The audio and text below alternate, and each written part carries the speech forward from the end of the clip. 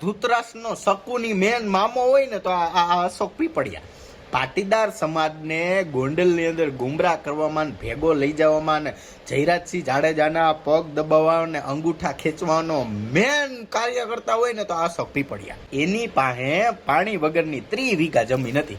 તો 30 વીઘા જમીનમાં એને હું ગાંજો વાવ્યો હતો, ત્યાં એટલી બધી સંપત્તિ કરી લીધી. ઈ કાંઈ મારું દીકરું મને સમજાણું નહીં. પીપળિયા, આ તે તારી વાડીમાં ગાંજો વાવ્યો હોય તો જ તારી કીધા એટલી સંપત્તિ થાય, બાકી કોઈ પણ પ્રકારના આવકના સ્ત્રોત નહોતા.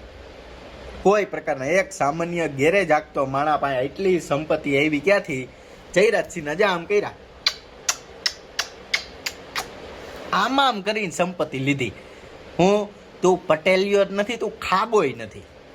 કેવો તારા જેવાના હિસાબે જ પટેલ સમાજ બદનામ થયો. ગોંડલના તમામ મોટા કોમર્શિયલ પ્રોજેક્ટમાં હે ને અશોક પીપળિયાનો ભાગ. તારી માં કરિયાવરમાં લઈને આવી હતી આ ભાગ બધોય. તું હું અમને બધાને સી સમજ? સી હે તારી તારા બાપના બેયના પુઠ્ઠા ખોલવાના.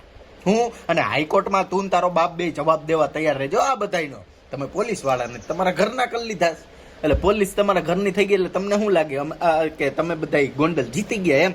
ના ના, એ તો શરૂઆત. ક્યાં એ